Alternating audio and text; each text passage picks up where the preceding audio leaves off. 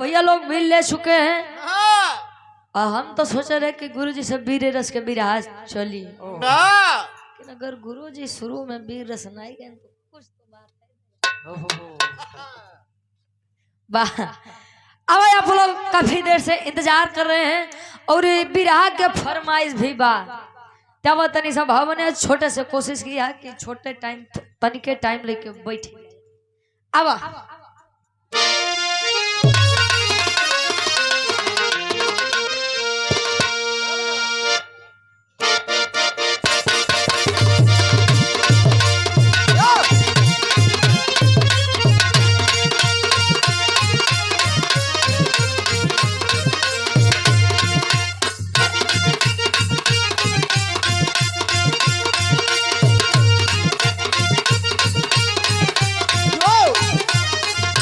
क्या बात है,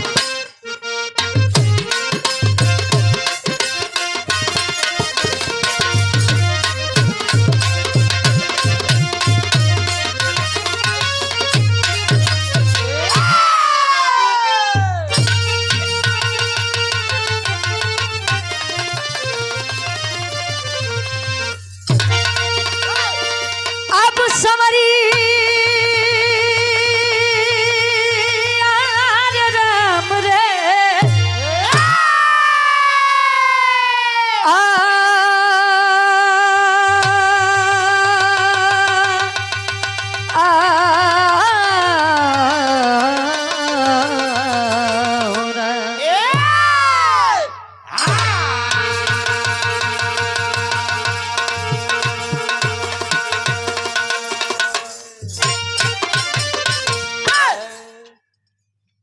वीर मर्द। पहले के लोग एक बात कहते थे कि रघुकुल रीति सदा चली आई। जुलुम ढाई। हाँ तो तू आज के वीर है ना तो क्या करबा। अच्छा पहले के कर बात बताओ थे तू। सीता से पूछे। अच्छा और के सब पूछे। विश्वास पणखा से पूछे। अच्छा और कैसे ना विश्वास से तारा लगे जाए पूछे बालिक मेहरारू से। और बारह महात्मा छह लोग मिली है कहाँ भाई तू खोजे पीछे पीछे हम कहे रघुकुल रीति सदा चली आई, प्राण जाई पर वचन न जाई। कभी जी चार लाइन भूमिका के अंदर भाव देते नु वीरन खातिर। कैसे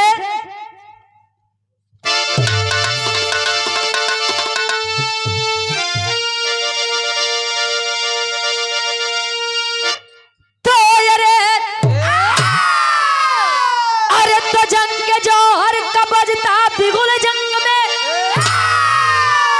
रंग लाती थी लोरिक की थी जब जवान। रक्त की खून में खून है खून का, अरे तलोरिक के लइका या भोरिक के कहानी। अरे की छाती पे गर्जन करे सर्वदा, बोला या भोरिक माँ क्यों न पिंडदान हुआ। तो मजरी कहे गुलामी न मंजूर मुझको, करे हक अदा वही बलवान हुआ।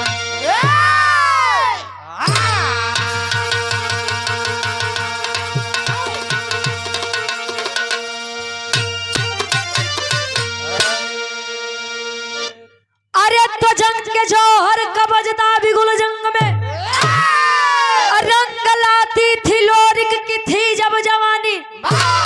रक्त की बूंद में खून है खून का, तो लोरिक के लइका अभोरिक के कहानी।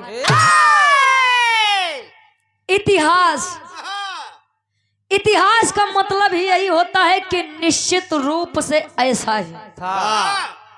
इतिहास बोलता है। ये अपने इतिहास में तनिसा विचार करिए आप लोग। अपने पूर्वज जिनका नाम कुबई बताया गया। कुबई के कर बाउरेन हो। अच्छा जानकार हो गया ढेर और का। अच्छा कुबई जी के शादी कैसी और कहाँ भबाई आप लोग जानत है? कोई भी हो एनीवन प्रसाद भैया 100 रुपया दे के पागल है का यार, 100 रुपया बदे ईमान बेचत है। कुबई दादा जिनकी शादी माई खोइलन से और उनका ससुराल हमारे नेवाड़ी जेठवारा प्रतापगढ़ में बा। पहले के पुरनिया एक बात कहा है, 900 पढ़ा ना एक प्रतापगढ़ है। ए भाई एक के गलत तरीके से मत वायरल करे। हाँ नहीं तो कहा फिर ये हो कि अब प्रतापगढ़। हाँ भाई अब जैसे गुरुजी बतौबे भाई ना, यहाँ पर लोग इतना कलाकार है कि अब जान लो अब दू प्राणी के अलग अलग खटिया कह दे बा। पहले के लोग काहे बदे कहाँ वो लोग जाने भाई, हमके बीच में मत लाया कहे।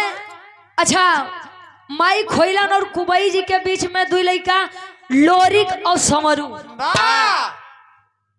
अब लोरिक जी के कई शादी भरे, लेकिन अच्छा पहले के राजा कईयो रानी रखे। गुरुजी पहले के राजा कईयो रानी रखे, लेकिन आज जमाना बदल गया। आज करान 4-5 राजा रखे। तुम्हार वाली कैठी रखे बा यार ना हो चाची हमार बड़ी ठीक है। अच्छा लोरी जी और मजरी के बीच में गढ़गौरा में एक लड़का बा जिसका नाम अभोरिक बताया गया। अभोरिक देखा लोरिक तक तो कहानी आप लोग बड़ा सुना था, बड़ा अच्छे वीर थे, उनके प्रेम की निशानी है वही पत्थर मारकुंडी पहाड़। हाँ हो ढेर तमाम सारी बातें। तो उम्मीद करब कि हम कुछ रोचक चीज सुनाई। अब कभी जी बीरन खातिर एक लाइन सब पहले के पुरनिया आप लोग कहा कि जकरे जवानी आवत है।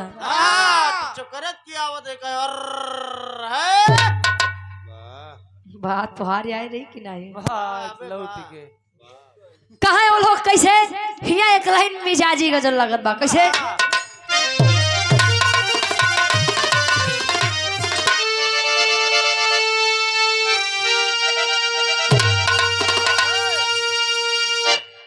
अरे तुम परवाने जल रहे हैं,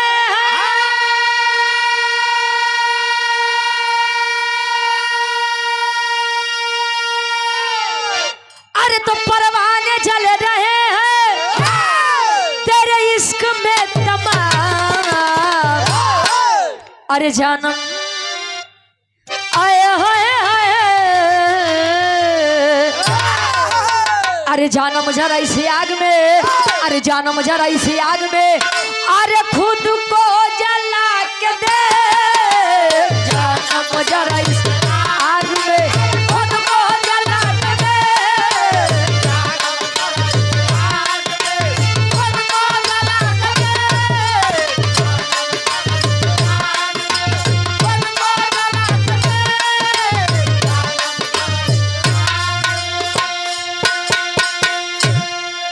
कहे परवाने जल रहे हैं तेरे इश्क में तमाम, और जानम जरा इस आग में खुद को जला के देख। वो जवानी का गुरु जी जे में प्रेम नहीं हो बाहर प्रेम। आदरणीय सम्मानित हमारे गार्जियन जी आप गोपाल गुप्ता जी कजाकपुरा से मेरे पूज्य गार्जियन जी के द्वारा 500 रुपए आशीर्वाद के सारे कि हम बच्चे अपनी कला में कामयाब रहे। देखिए वीर चाहे पहले के हो और वीर चाहे आज के हो, वो वीरन खातिर कवि जी एक लाइन लिखा था कैसे।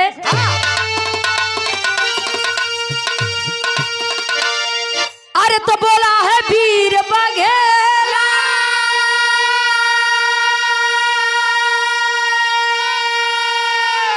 अरे तो बोला है वीर बघेला, हिला के देख। अरे हट जाएगा समर से, अरे हट जाएगा समर से, अरे तो पंजा मिला के देख। हट जाएगा समर से, अरे पंजा मिला के देख। क्या बात है, अरे पंजा मिला के देख।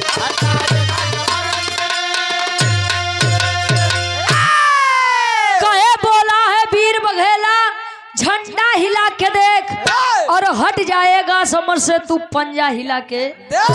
एक बात मेरी आप लोग जान लीजिए, हर घर में वीर पैदा नहीं होते तो हर घर में माँ वीर पैदा भी नहीं करती है।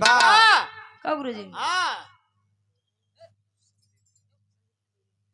आदरणीय सम्मानित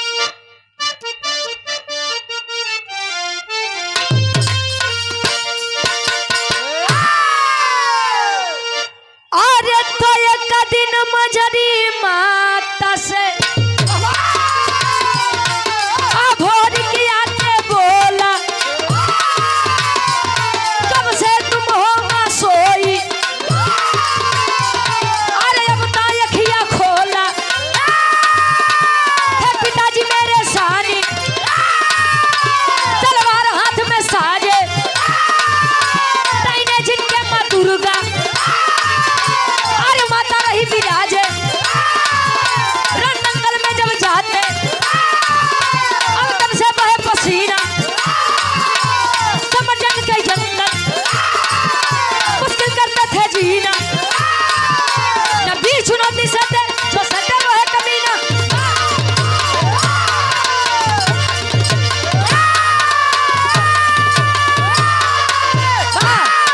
क्या बात है, ठीक बात। कहानी के तनी समझ ला, ढेर उछला कूदम मत। बेकार हो जाएगा। हाँ, आवाजे से भी रस लगा लो, वो सबसे बढ़िया बा।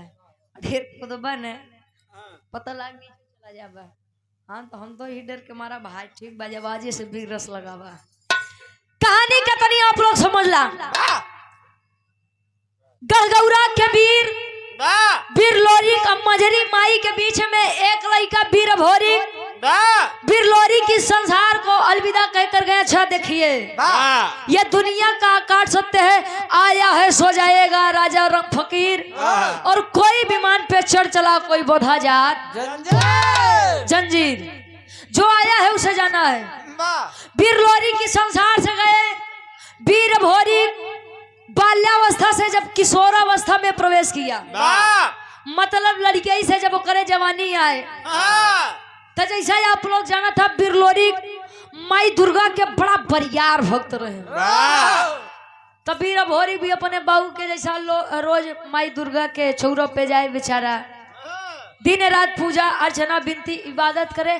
तो एक दिन प्रश्न करत बा, माँ अये माँ, मैं इतने दिन से लगातार आपकी भक्ति निस्वार्थ भावना से करता आ रहा हूँ। मेरे पिता वीर लोरी जब भी आपको खून की जरूरत पड़ी अपने जंघे का खून पिला करके संतुष्ट करने का काम किए हैं। ए माताजी, हम उन्हीं के लइका ही, आखिर हमार विनती काहे नहीं स्वीकारी जात बा। माँ दुर्गा प्रकट हुई, बोली बेटा प्रसन्न मैं तुझसे हूँ लेकिन मैं दुखित हूँ। किस बात से? कहीं दुखित मैं इसलिए हूँ क्योंकि पिता वीर लोरी तुम्हारे मेरे बहुत अनन्य भक्त थे बाबा, और आज भी उनकी आत्मा भटक रही है। कहीं मतलब कि अभी उनका पिंडदान नहीं हुआ है। ये हमारा वेद शास्त्र कहता है कि जब तक हम अपने पूर्वजों का पिंडदान नहीं करते तब तक आत्मा भटकती है। तले जाई के आया है गढ़गौरा में माई मजरी से वीर अभोरी, लोरी के लइकवा वीर अभोरी मजरी माई से एक प्रश्न करत बा। कौन प्रश्न करे गुरुजी? एक लाइन गीत लगत बा।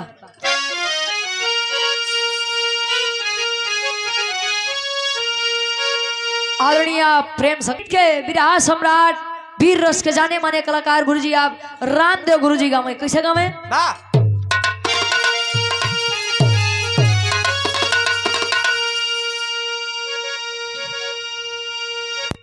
अरे त झूलनी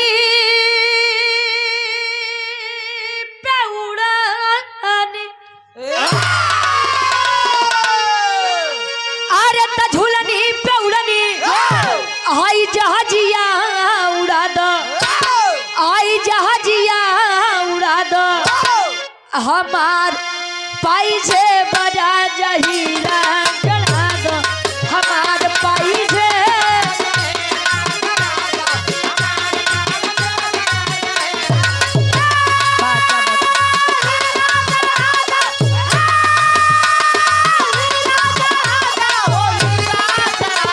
हमार पाई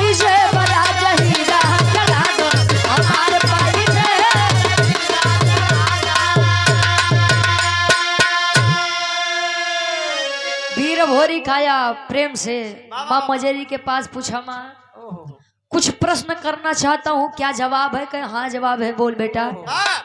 कहे मेरे पिता बिरलोरी का अभी तक पिंडदान क्यों नहीं हुआ? बिरहा में मेरे कईयों मोड़ बा, खैर बे बात केवल पिंडदान पे चलत बा। कहे क्यों नहीं हुआ?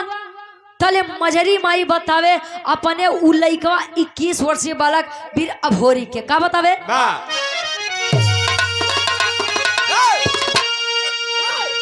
अरे तबीर ताई क्या हमारे, अरे तबीर ताई क्या हमारे तिलकिया लगावा, अरे हमार माई हमके रण में पठावा, हमार माई क्या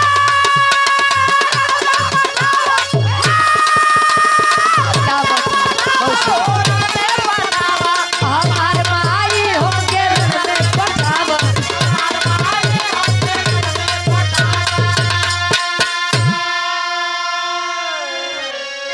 कहे बाढ़ल गुमान बाटे अब दुश्मन के भारी, मिटाऊ खानदान बाटे पूरी तैयारी।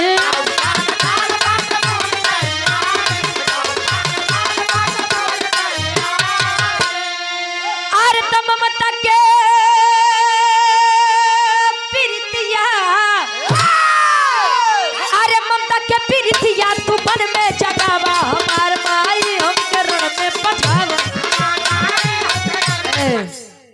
कहे ममता के प्रीतिया तू मन में जगावा, हमार माई हमके रण में पठावा। अच्छा, तिलक कई प्रकार का होता है। एक तिलक कितना लोग तो बिना नहाए धोई लगावत थी, ई जतावे बदे कि हम नहाए धोई। जैसे दिखाई हमरे संचालक साहब लगाए, देखा हम एक के नहीं कहते कि आप नहाए धोए नहीं है, लेकिन यहाँ सर्दी के मौसम में कितना जने रहे गुरु जी एक महीना नहीं नहाते, 14 लेकिन चंदन रोज लगावे। 14 एक तिलक वो हो गया। दूसरा तिलक विजय तिलक। विजय तिलक का मतलब हम किसी भी क्षेत्र में जाते हैं, कोई भी फील्ड हो, सभी यही चाहते हैं कि विजय का तिलक प्रथम सदैव मेरे मत्थे पर लगे। तीसरा तिलक लगन चलत बा तो शादी ब्याह के पहले एक ही चढ़त है, बर्बादी की शुरुआत वाली। देखा इनकर बर्बादी होई बात तले डरवावत है ना आप लोग के, लेकिन परेशान मत होया, सबके किस्मत इनके जैसे नहीं रहा। अच्छा, माई मजरी बतावे कि बेटा देख, पिंडदान न करने का सबसे बड़ा कारण यह है कि पिपरी का एक राजा है जिसका नाम सुरपति है। पहले तो नामों ऐसे रहे गुरुजी, पिपरी राज, और पिपरी राज का ही एक राजा है जिसका नाम सुरपति बताया जाता है। बेटा यह माना जाता है कि कोई भी सुबह का पहला पिंडदान नहीं कर पाता है, कहे मतलब कहे जो पिंडदान करे जाते ओके वो मारी देते तले भाई अहिरे के खून लगा गुसियाए, कहे माई रे ए माई, क्या आपको अभी भी पिताजी के वीरताई के ऊपर शक है? इस वंश के ऊपर शक है ना? कहे नहीं रे बेटा, कहे तब माई आज्ञा दे, अब या तब मरब चाहे मारब, लेकिन बाबू के पिंडदान कई किया। गढ़गौरा से निकला है वह वीर अभोरी, आया कहाँ? यही आपके काशी बनारस के धरती पर। और जब काशी बनारस के धरती पर आया तो काशी के घाटे पर एक पंडा से मुलाकात होत बा। उस पंडा के नाम का रहे, गीत बदलत बा।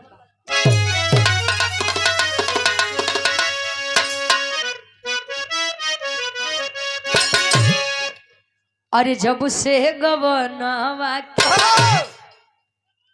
पहले शादी ब्याह हो तो गौना 3 साल 5 साल 7 साल 9 साल 11 साल 13 साल 15 साल। हाँ ठीक बा, तू ढेर जानकार है।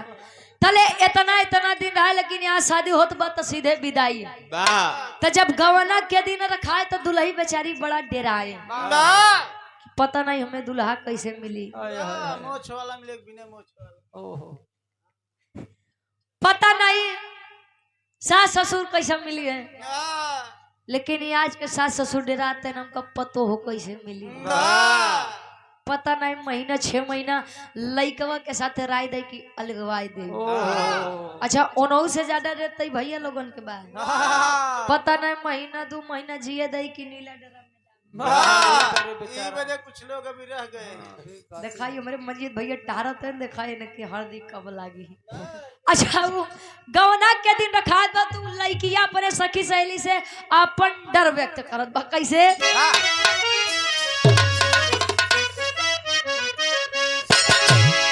अरे जब से गवनावा के दिनवा धराई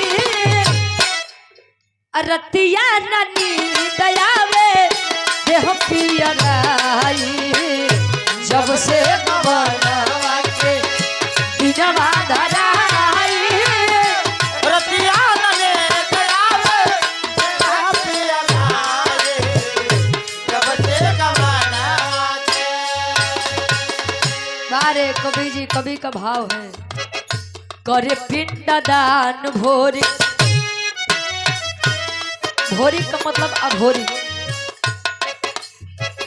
करे पिंडदान भोरी बनारस में आया शशिधर पंडा से बात लड़ाया पिंडदान भोरे बनारस में आया शशिधर पंडा से बात लड़ाया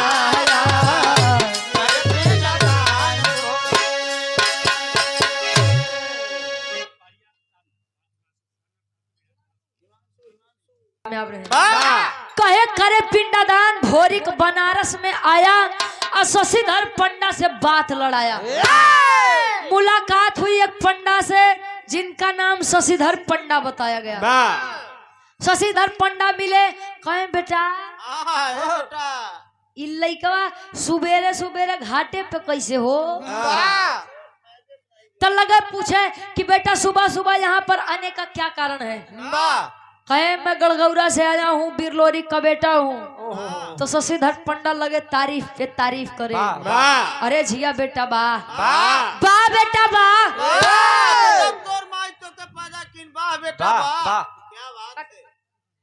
कहे वाह बेटा तू तो ऐसे वीर का बेटा है कि मैं अब क्या ही कहूँ कभी उनका कोई मुकाम ही नहीं था। कहे का करे आए यार कहे जेकर बखान करत है अपने बाबू बिरलोरी के पिंडदान करे बदे आए हैं। तले शशिधर पंडा पिछड़ के कहे सुना अब तू चाहे लोरी का लइका हुआ चाहे राजेंद्र के कहे अब केहू के लइका हुआ पिंडदान हम नहीं करवाऊ कहे बदे कहे जाई दे बेटा बे तोर खेल खाए के उम्र बा खेला और खा और जा युद्ध के चक्कर में मत पड़ निकल ले बेटा झोला लेके। काहे बदे समझाओ तैन शशिधर पंडा का समझावे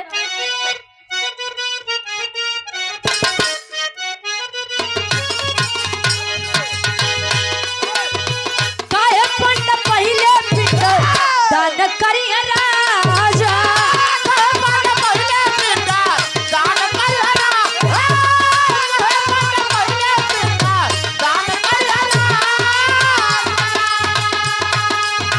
जबरदस्ती करवा बच्चा रण में मार जावा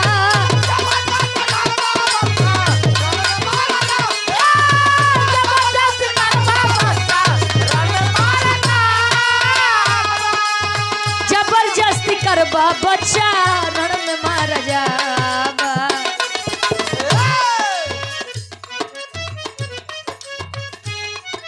आकाश यादव सिंगर है। अच्छा ये गार्जियन जी के द्वारा दो सुन के खबर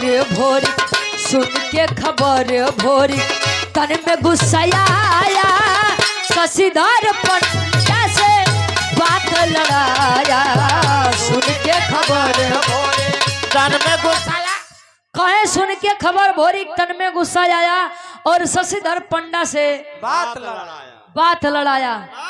और कहे सुन के खबर शशिधर पंडा कहे कि जब नहीं मनबे तो सुन अगर वो पिपरी के राजा जान जाई बेटा सुरपति अगर जान जाई तो नहीं तोहे छोड़ी या नहीं हमें छोड़ी। बेटा हम अपने मेहरारू के कलौता मर्द हई। तुमके भाड़े पे रख ले। एकलौता मर्द हूँ भाई, मुझे छोड़ दे जा। जा तू भी अपनी जिंदगी जी, मैं भी अपनी जिंदगी जीऊं। लेकिन वीर तो वीर, कहें सच बताइएगा, पिंडदान करेंगे कि नहीं करेंगे? करेंगे कि नहीं करेंगे? अरे करेंगे कि नहीं करेंगे? ई अवधि बा, कहें करवोगे कि नहीं करवोगे? अब तलवार खींच के रखत बा गर्दन पे। अब ताले शशिधर पंडा बेचारा लगे नहीं हो रहे। कहे कि पिंडा दान नहीं करवाऊ तई ई के मतलब ही वीर अभोरिक मार देगी। पिंडा दान करवा दूंगा तो वो का मतलब सुरपति मार डालेगा। हे राम, आगे कुआं पीछे खाई। हम कौने ओरी जाई? कहे शशिधर पंडा जवन सामने पड़ा बो के देख, बाद वाली मुसीबत बाद में देखा जाएगी। अच्छा पिंडा दान करवाया, पिंडा दान हो गया। शशिधर पंडा और वीर अभोरिक बैठे हैं। अब शशिधर पंडा बेचारा डराया, वीर अभोरिक नहीं डराए कि अब हम देखा भी पिपरी के राजा सुरपतिया आके खबर पहुंची। सेना सजत बा सुरपति के, कैसे टेरी के भाव बा।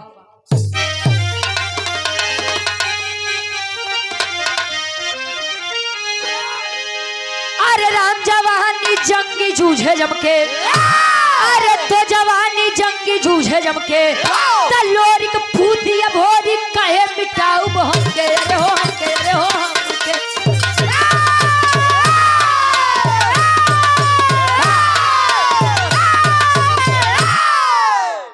लोरिक पूत अभोरिक कहे मिटाऊ हमके, जवानी जंगी जूझे जमके। जवानी जंगी जूझत बा, जवानी होए बा जौन कामे आवे। नहीं ते उबे मत करे। कब जी खड़ा हो गया सुरपति की साला कौन है? चार के आए लौंढेरी कालिंग लवंडी इछली हमारे बात के उल्लंघन करी।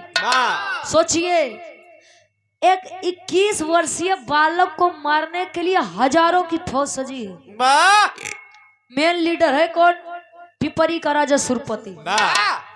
घोड़े पर सवार तैनात चल दिया, बनारस के धरती पर आया। अब शशिधर पंडा देखा तो बेचारा लगे भागे। जा सारे हो ते तो मरबे करबे, हम के लेके जाबे। तले वीर अभोरिक कुर्ता पकड़ के खींचत बा। कहा हम मरद तो तू के मारे देव, अगर हम नहीं मरद तो तू के नहीं मरे देव। बैठा। अच्छा बैठा बा। अब एक तरफ अकेला लड़का 21 वर्षीय बालक व गड़गौरा कबीर अभोरिक, और एक तरफ पूरी पलटन को लिए सुरपति है। हो तब बिरहा के आखिरी तरजबा।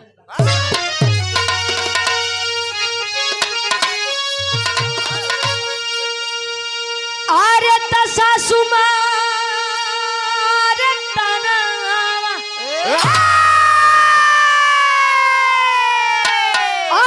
सासु मारे तनवा आई नदिया मारे तनवा रे तनवा आई हो मारे कि तनवा आई हो मारे ता हमारे भैया के सरवा रे तनवा आई हो मारे ना ता हमारे भैया के सरवा आई हो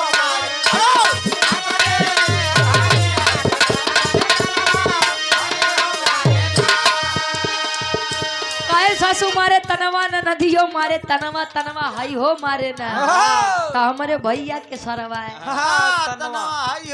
चले गवैया खड़ा हो ता ढेर लगे है जवाब दे कि हमारे आगे के बिटहिनी तनवा हाई हो मारे ना हमारे भैया के साली।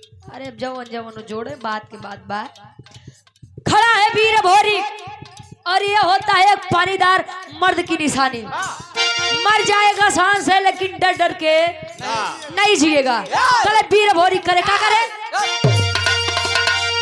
अरे लोरिक के पुतवा गरजा, लोरिक के पुतवा गरजा, वीर बालवनवा जनवा अरे के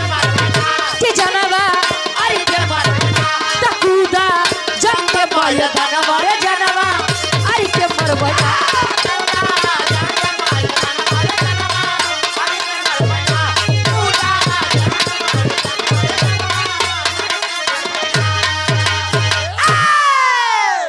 कहे कूदा जंग मैदानवा जनवा आरी के ले बना बताओ ले बताओ थे और इतिहास कहता है कि जब वीर अघोरी तलवार चलाए तो सैकड़न वीर ऐसे धराशायी हो वाह अच्छा बाहर सुरपति खड़ा बा घोड़े पर सवार आ तले युद्ध होत बा मारत काटत काटत मारत मारत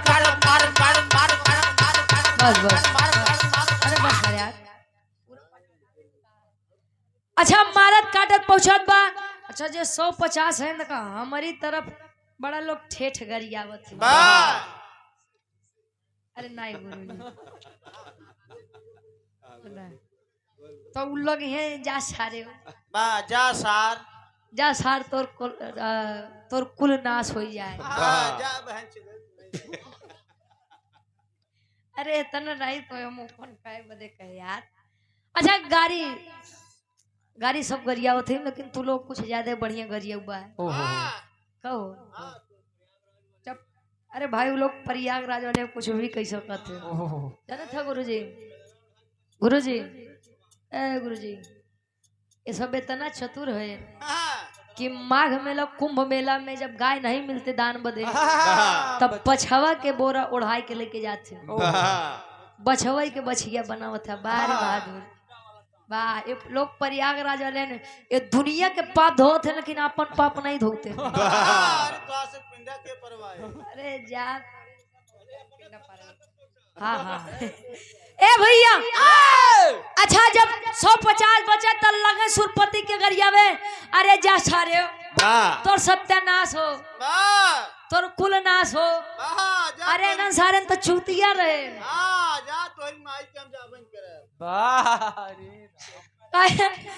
सारे तो पागल रहे जो तोरे चक्कर में अपन जान गवाए हम लोग इतना पागल नहीं यही हो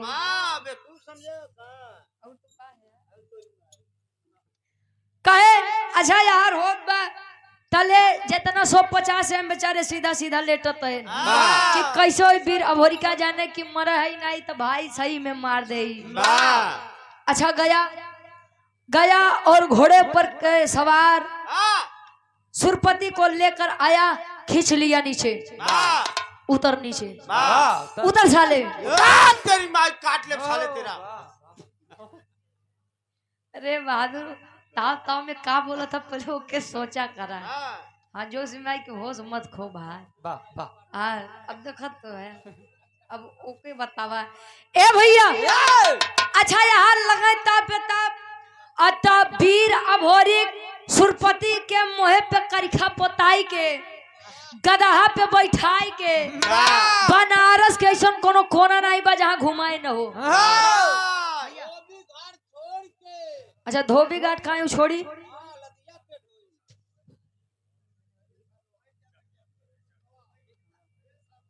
भैया अच्छा ठीक इतनी बेइज्जती हुई अच्छा जिसकी डंका और जिसका नाम हो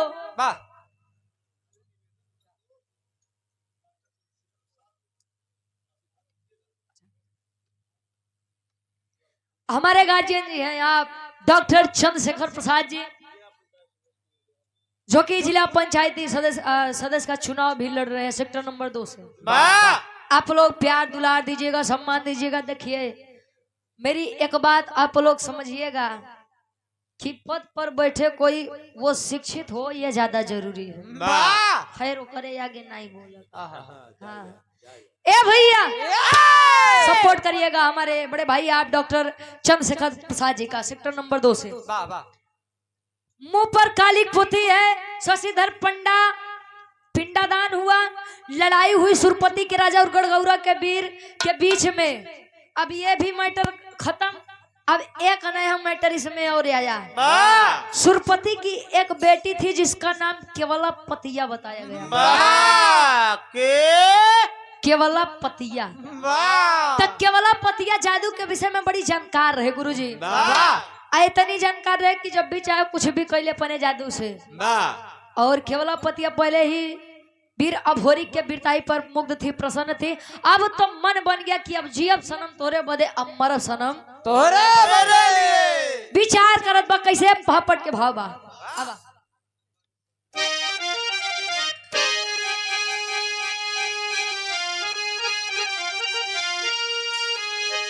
अरे तो आई केवलापतिया, अरे तो आई केवलापतिया, बन हसी न जीना मुश्किल बा।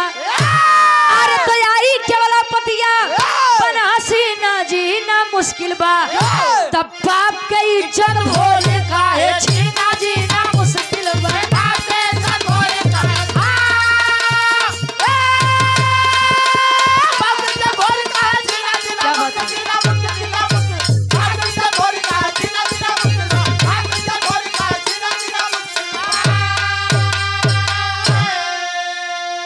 अरे तो जादू चलाई दिहली सुगना बनाई हो, अब पिजरा में कैद करके पिपरी लेके आई हो। अरे कहे कुंवारी जी अब नहीं, अरे कहे कुंवारी जी अब नहीं, तारा बिना जीना मुश्किल बा। तब बाप के इज्जत भोरी के कहे अब छीना जीना मुश्किल बा।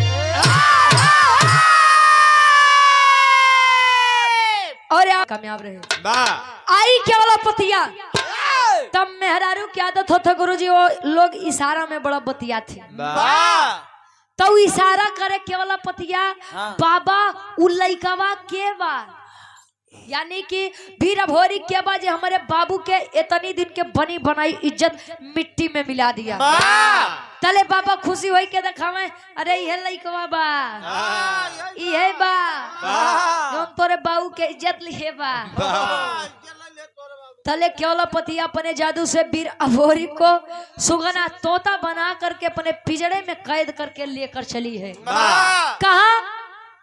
यही अपने पिपरी राज में। धीरे धीरे समय बीता था। अच्छा एक बात रहे गुरुजी, केवलापतिया दिन भर वीर अभोरी के सुगना के रूप में रखा है, लेकिन जैसे रात हो तैसे ने मर्द के रूप दे दे। काहे बदे? जबरदस्ती प्रेम करना चाहिए। प्रेम नहीं जनता का कहाँ मिलत है? जन्म मत कर यार। वाह, कहे प्रेम का मतलब जबरदस्ती प्रेम करना चाहे तो ले वीर अभोरी कहे कि ये लड़की, आए लड़की, अरे तुझसे मैं इस प्रकार प्रेम कर लूं।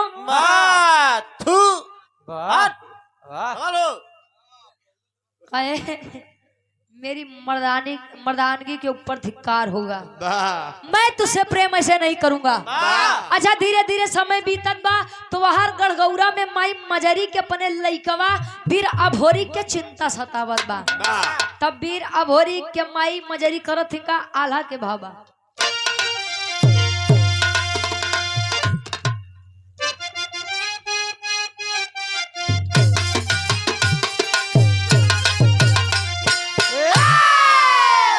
अरे तत्तड़ पेली मजरी माता गौर के नगरी जा,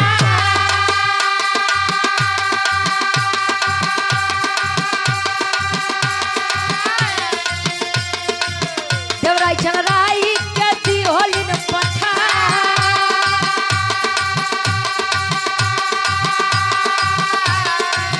धीरे धीरे आई कैले काशी के धरती जा।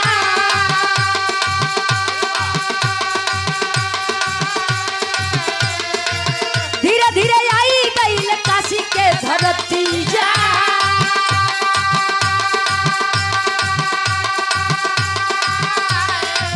शशिधर पंडा हो गई लन बेटा,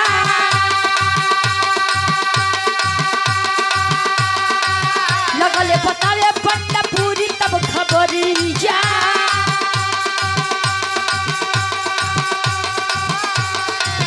लगले बतावे पंडा पूरी तब खबरी जा।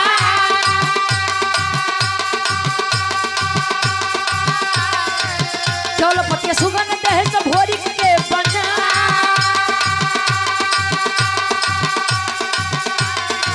जमुन के बोलाई लिहोले तू नहू हो बीरावा।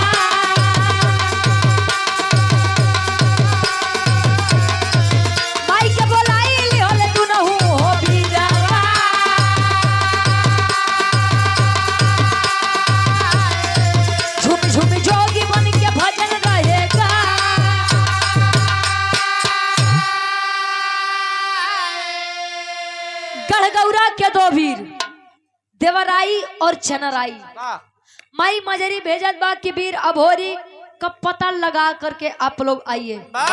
अच्छा आए काशी बनारस। जब बनारस के धरती पर आए फिर से मुलाकात हुई शशिधर पंडा से।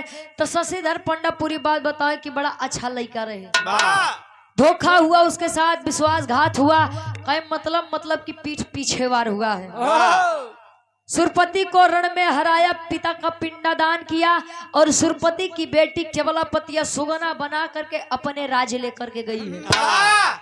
अच्छा देवराई चनराई तुरंत जमुनी माता को बुलाए, जोगी बन करके तीनों लोग भजन गावत हैं। भजन गावत गावत पहुंचे थे पिपरी के राज। अब पिपरी के राज दरबार में भजन होत बा गुरुजी, भजन होत बा और ऊपर केवलापतिया सुगना ली है, यानी वीर अभोरी के काए हमार सैया, ए हमार राजा, ये हमार वाह काहे आवा चला लई क्या है बनी छे अजय से पिजरा रखत बा। माई जमुनी कहियो हो बेटा अभोरी वहां पर फंसे हो।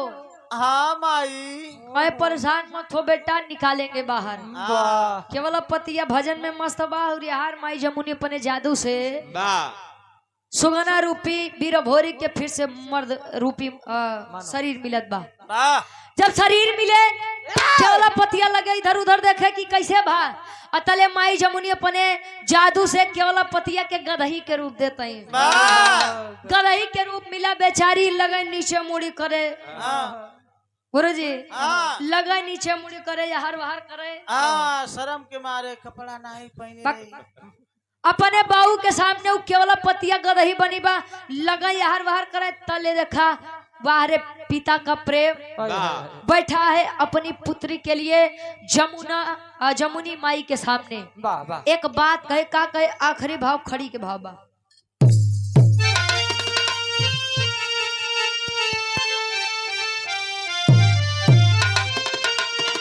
अरे तमाने गलती जमुनी के, अरे तमाने गलती जमुनी के, हई चरनिया धई के तमाने गलती जमुनी के, हई चरनिया धई के। आमाई भाई तू बहिनी वचनिया कही के, हमारे भाई तो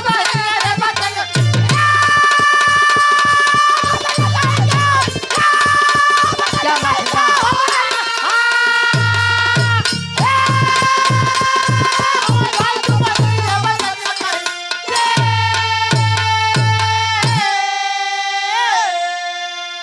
कहे माने गलती जमुनी के चरनिया धई के, हम हई भाई तू बहिनी वचनिया कह के। सुरपति माफी मांगे लेकिन अब वीर अभोरी लगे गुस्सिया माई एके नहीं छोड़ब, एके नहीं छोड़ब। एक सारे तीनों काट ले का गोड़ हाथ मुड़ी कहे करे चक्कर में इतना दिन हमें मौगन जैसे यहाँ रह के पड़ा, नहीं छोड़ब एके नहीं छोड़ब। कहे शांत रहो बेटा, तनी चुप रहो। का कहा तो पहले के सुना। कहे माई हम एक के शर्त पे माफ करब। कवन शर्त? कहे ने कर जौन बिटिया बा केवलापतिया ही हमके बड़ा प्यार करत है, एक के कही दा हमार शादी ओसे करवाए दे, हम एक के छोड़ दे। तब सुरपति कहे भाई इतना नहीं हो सकत। काहे बदे? बिटिया हमार गदही बनी बा, तू लड़का है तो गदही और लड़का के बियाह कैसे होई? जोड़े नहीं खाए। कहे तो तू गदहा बना या ते के लड़की बनवा। तू गदहा बना। माही जमुनी ठीक करत है, बियाह होत बा। अब दोनों के संयोग से एक बच्चे का जन्म हुआ। केकर? आखिरी भाव आखिरी प्रमाण। मारकंडे ITI। अरे केवलापतिया भोरी के हो गईली हो शादी, तस्यु भोरी पैदा भइले पिपरी मिली आजादी।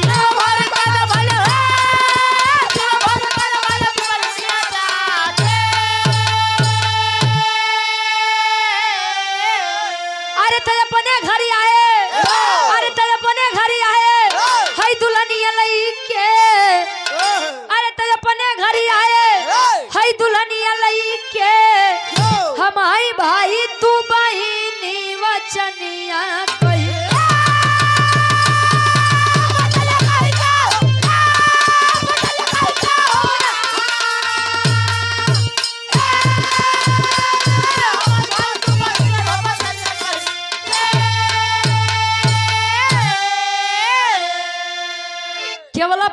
भोरिक के हो गईली हो शादी तो शिव भोरिक पैदा भइले पिपरी मिली आजादी। केवलापतिया और अभोरिक की शादी हुई गड़गौरा जाए। धीरे धीरे समय बीता और दोनों के संयोग से एक बच्चे का जन्म हुआ जिसका नाम शिव भोरिक बताया गया।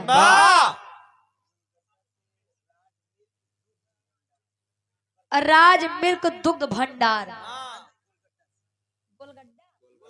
गोलगड्डा क्या प्रधान जी। वाह वाह। हमारे गार्जियन जी 500 रुपया आशीर्वाद के चाह रही कि हम बच्चे अपनी कला में कामयाब रहे। वाह। कुबई और खोइलन जी के बीच में 2 लड़का समरू और लोरिक, वाह। लोरिक और मजरी के बीच में 1 लड़का अभोरिक और अभोरिक केवल पतिया के बीच में 1 लड़का जेकर नाम शिव भोरिक। ये हमारे विराह के शीर्षक रहे लोरिक के पिंडदान और अभोरिक के शादी। आखिरी में खानदान के परिचय बा।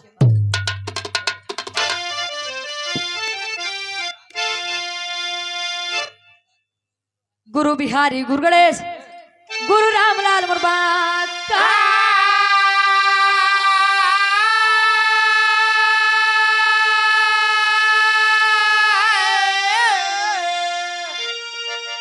अरे कथन करे यमलेंदु कवि बच्चन का बीज पता का हो।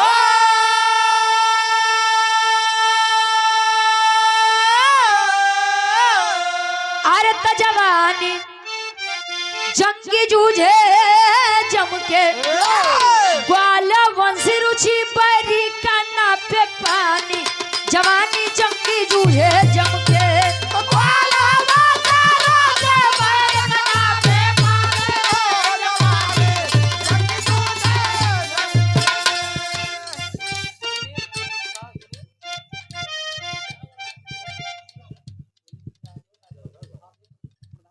और आप बड़े भाई आप सुनील यादव जी नरपतपुर से जो कि भावी प्रधान पद के आप प्रत्याशी हैं। मुझे गार्जियन जी के द्वारा 500 रुपया ईश्वर करें कि विजय का तिलक आपके मत्थे पर लगे। बहुत बहुत धन्यवाद।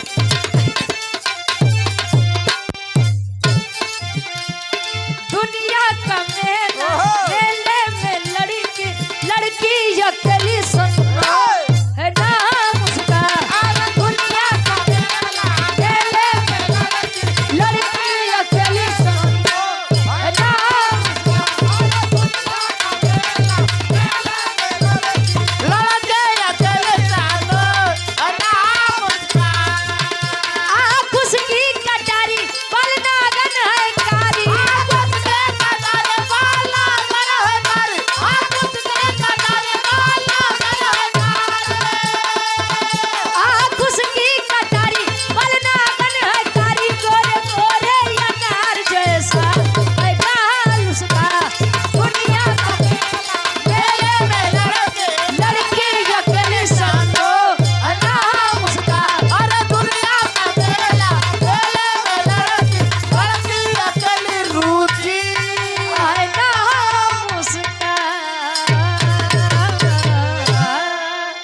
बहुत बहुत धन्यवाद। गुरु जी के नंबर पर आप लोग हाथ से आनंद ले जाए।